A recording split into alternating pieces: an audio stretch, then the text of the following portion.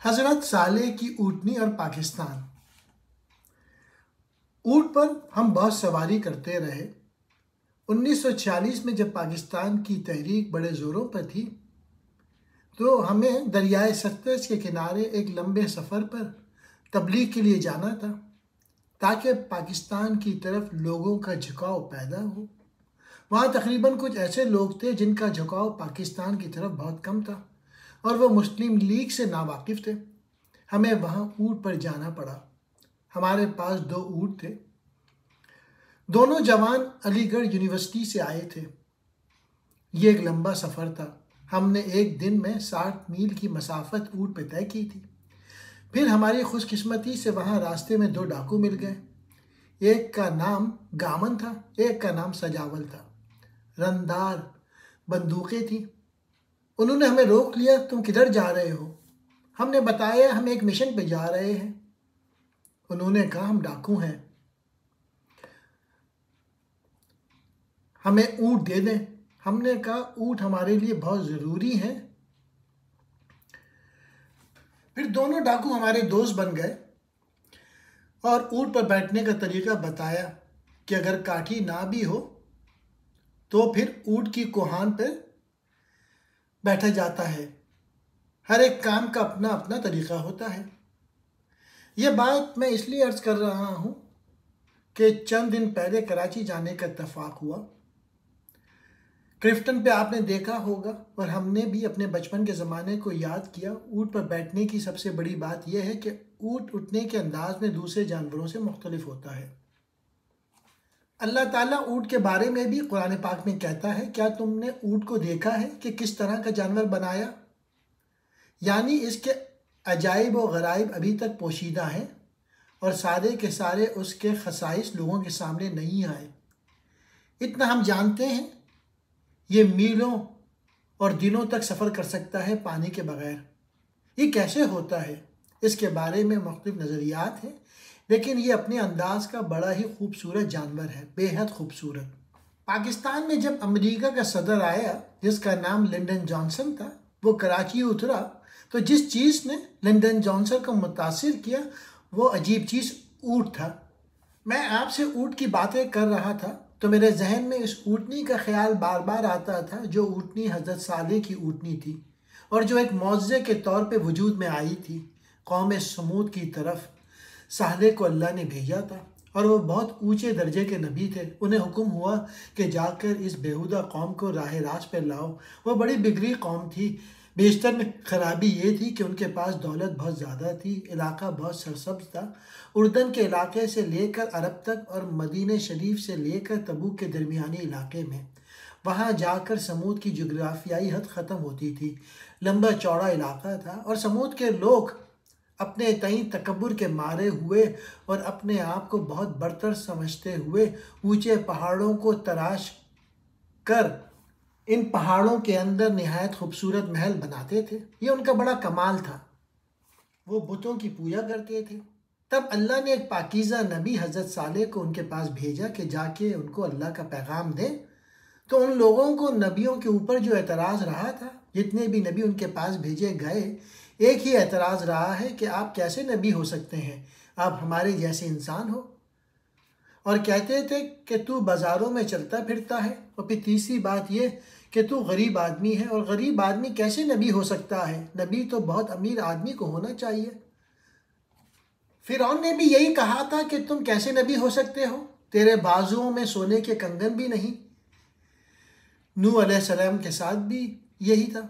वो यही बात बार बार दोहराते थे कि अगर तू सरबलंद होता और तेरे भी इतने ऊंचे महल होते जितने लोगों के पास हैं, तुमने भी ऐसी इमारतें बनाई होती ऐ साले, तो हम तुमको पैगंबर मान लेते।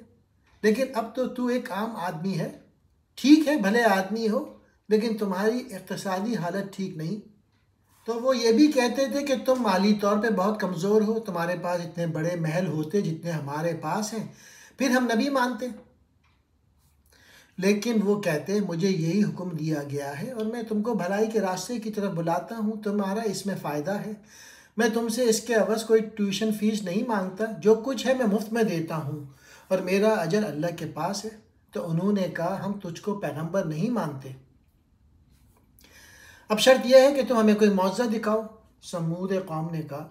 हज़रत सालेह ने फरमाया, आओ, तुम कौन सा मौजज़ा चाहते हो?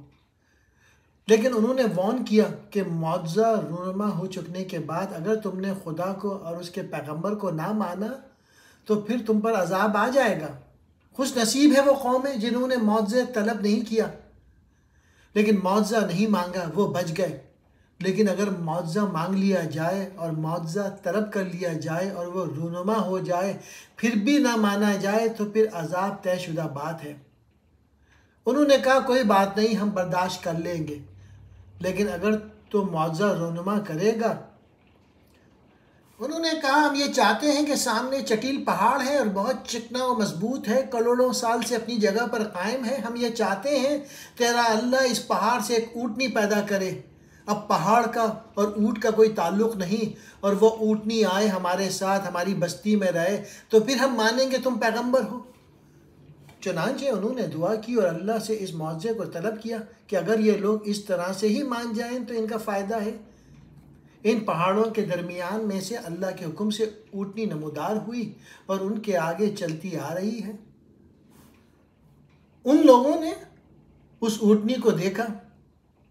अब अल्लाह ने एक शर्त आयद की है कि बस्ती के कुएं से ये पानी पिएगी और इसका एक दिन मुकर्रर होगा। उस दिन वहाँ से कोई दूसरा आदमी पानी नहीं ले सकेगा, ना मवेशी, ना चरिंद परिंद, ना इंसान। ऊँटनी हमारी मोअज़्ज़ज़ तरीन मेहमान है, इसकी देखभाल करना हमारा फ़र्ज़ है। उन्होंने कहा, बहुत अच्छा, हम ऐसे ही करेंगे। कुछ दिनों तो उन्होंने ऊँटनी को बर्दाश्त किया और बारी के मुताबिक जो दिन मुकर्रर था उसे पानी देते रहे। लेकिन फिर इंसान है, उनमें से एक आदमी ऐसा पैदा हुआ जिसने मज़ीद 8 आदमियों को वर्गलाया और वो 9 हो गए। उन्होंने कहा, यह क्या शर्त है? हमने अपने आप पर आयद कर ली है और इस ऊँटनी की क्या हैसियत है? हम इसको किसी न किसी तरह से कलाकुमा कर दें। चुनांचे उन्होंने रात के वक्त इस ऊँटनी की कूचें काट दी, जो कि टखनों के ऊपर का हिस्सा होता है। तो ऊँटनी जाहिर है वहाँ पे अपाज होकर बैठ गई। सुबह को जब सब लोग बेदार हुए और ऊँटनी के पानी पीने की बारी थी, लेकिन वह तशरीफ़ ना लाई क्योंकि वो वहाँ ना थी। जब हज़रत सालेह को इल्म हुआ कि वाक़या हुआ है, तो फिर उन्होंने अपनी कौम से कहा, यह बहुत बुरा हुआ। ना सिर्फ तुमने इस मौज़े को झुटलाया बल्कि इस मेहमान के साथ अच्छा सलूक नहीं किया। अब 3 दिन के अंदर तुम्हारा कलाकुमा हो जाएगा और तुम नेस्त तो नाबूद हो जाओगे। फिर आने वाली तारीख में लोग उंगलियां उठा के बताया करेंगे कि यह समूद के रहने की जगह थी और ये उनके महल थे जो वीरान पड़े हैं, और क़यामत तक इसी तरह वीरान रहेंगे। चुनांचे जैसे फरमाया गया था बिल्कुल वैसे ही हुआ। पहला दिन जैसा कि बताते हैं कि उनका मुंह पीले हुए, अगले दिन बेहद सुर्ख हो गए, फिर काले, फिर एक ऐसी चिंगाड़ जैसे आजकल बम बने हैं, चिंगाड़ आई और वो सारे के सारे औंधे मुंह गिर गए और नेस्त तो नाबूद हो गए। एक दफ़ा मुझे एक दोस्त के पोते की शादी पर इस्लामाबाद जाना हुआ, तो इस्लामाबाद पहुंच के मुझे पैगाम मिला, एक बाबा हैं जो आपसे मिलना चाहते हैं। मैं बाबों का बड़ा दीवाना हूँ, आपको इल्म है। चुनांचे मैं उनसे मिलने उनके पास गया। धूप थी, पहाड़ी इलाका था। आपको पता है पहाड़ों की धूप बहुत तेज़ होती है। जब मैं उनके पास गया तो कहने लगे, तुम बड़ी मीठी मीठी बातें बनाते हो और बातें सुनाते हो, मैं तुमको वार्न करता हूँ। ये लफ्ज़ उन्होंने इस्तेमाल किया, वार्न करने के लिए बुलाया है यहाँ पर।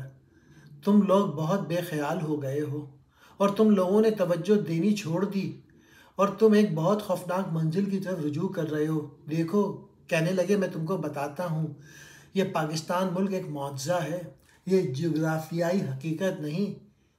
पाकिस्तान का वजूद में आना एक मुआज़ा था, इतना बड़ा मुआज़ा है जितना बड़ा कौम समूद के लिए ऊँटनी के पैदा होने का था। अगर तुम इस पाकिस्तान को हज़रत सालेह की ऊँटनी समझना छोड़ दोगे, ना तुम रहोगे ना तुम्हारी यादें रहेंगी। उन्होंने कहा, तुमने सालेह की इस ऊँटनी के साथ अच्छा सलूक नहीं किया। 52 बरस गुजर गए थे, तुमने उसके साथ वही रवैया अख्तियार किया हुआ है जो समूद ने किया था। अंदर के रहने वालों और बाहर के रहने वालों दोनों को वार्न करता हूँ, तुम समझ जाओ, वरना वक्त बहुत कम है। इस ऊँटनी से जो तुमने छीना है और जो कुछ लूटा है, अंदर के रहने वालों इसको लौटाओ और इसको दो। और बाहर के रहने वालों, एशिया में सारे मुल्कों को वार्न करता हूँ, इसको कोई आम सा छोटा सा मामूली सा जोग्राफियाई मुल्क समझना छोड़ दें। ये हज़रत साले की ऊँटनी है। हम सब पर इसका अदब और एहतराम वाजिब है। इसको एक मामूली मुल्क ना समझना और इसकी तरफ रुख करके खड़े रहना। और अब तक जो कोताहियाँ हुई हैं उनकी माफ़ी मांगते रहो।